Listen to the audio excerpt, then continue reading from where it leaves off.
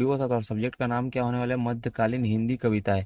ठीक है, और क्वेश्चन देखने से पहले, और आज का हमारा क्वेश्चन देखने से पहले, जिन्होंने अभी तक हमारे चैनल को सब्सक्राइब नहीं किया, जल्दी जल्दी हमारे चैनल को सब्सक्राइब कर लीजिए, और साथ ही साथ टेलीग्राम चैनल को ज्वाइन करना ना भूलिए, क्योंकि जितने भी इंपॉर्टेंट क्वेश्चन आंसर, जितने भी इंपॉर्टेंट वीडियोस है, वो सभी आपको टेलीग्राम के माध्यम से ही पता चलेगा। ठीक है, क्योंकि वहीं पर आपको अपडेट किया जाता है। चलिए आज का हमारा क्वेश्चन देखते हैं। क्वेश्चन है 5 नंबर, जैसी के जीवन रचना संसार का परिचय प्रस्तुत कीजिए। क्या कीजिए, जैसी के जीवन रचना और संसार का परिचय प्रस्तुत कीजिए। ठीक है, यहाँ पर टाइपिंग में कुछ गलती हुआ है, रचना होगा। ठीक है, आंसर देखते हैं।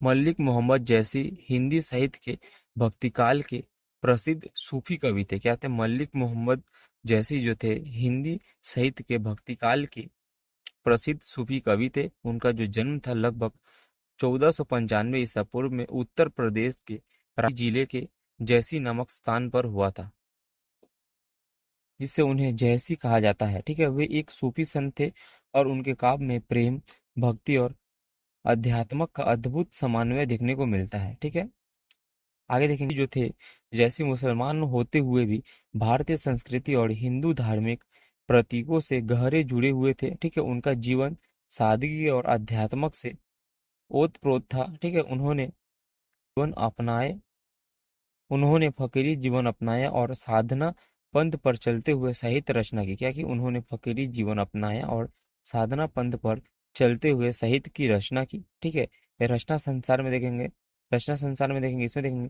जैसी कि प्रमुख रचनाएं अवधी भाषा में है। ठीक है, उन्होंने सूफी विचारधारा के आधार पर प्रेम खन्यात्मक काव्य की रचना की है, जिसमें प्रेम को ईश्वर प्राप्ति का साधन बताया गया। क्या? जिसमें प्रेम को प्राप्ति का साधन बताया गया।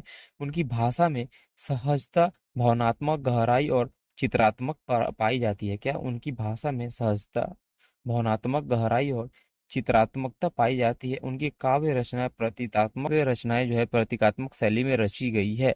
ठीक है, आगे देखेंगे। प्रमुख रचनाएं में क्या देखेंगे? पद्मावत, इसमें देखेंगे यह जैसी की सर्वश्रेष्ठ और प्रसिद्ध रचना है। क्या? यह जैसी की सर्वश्रेष्ठ और प्रसिद्ध रचना है, जिसकी रचना जयपुर के आसपास हुई। ठीक है, यह एक प्रतीकात्मक काव्य है। क्या है? यह एक प्रतीकात्मक काव्य है, जिसमें रानी पद्मावती और अलाउद्दीन खिलजी की कथा में के माध्यम से जिसमें रानी पद्मावती और अलाउद्दीन खिलजी की कथा के माध्यम से आत्मा और परमात्मा के मिलने की सूफी अवधारणा को प्रस्तुत किया गया है। ठीक है, रत्नसेन मन, पद्मावती मतलब आत्मा, और अलाउद्दीन मतलब माया के प्रतीकात्मक रूप है। क्या है? रत्नसेन मतलब बाट, चित्र वाली, कहना वाली और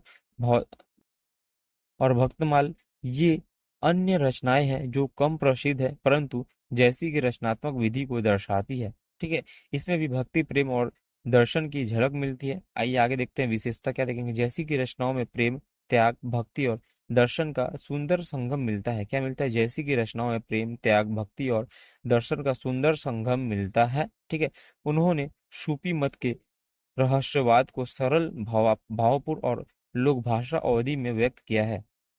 क्या कि उन्होंने सूफी मत के रहस्यवाद को सरल, भावपूर्ण और लोकभाषा अवधि में व्यक्त किया है। ठीक है, उनकी रचनाएं प्रतीकात्मकता, भाव प्रवाहकता, कथानक की रोचकता से युक्त होती है। क्या होती है? भाव प्रवणता और कथानक की रोचक से युक्त होती है। ठीक है, आगे देखेंगे। निष्कर्ष में क्या देखेंगे? इस क्वेश्चन का निष्कर्ष देखेंगे।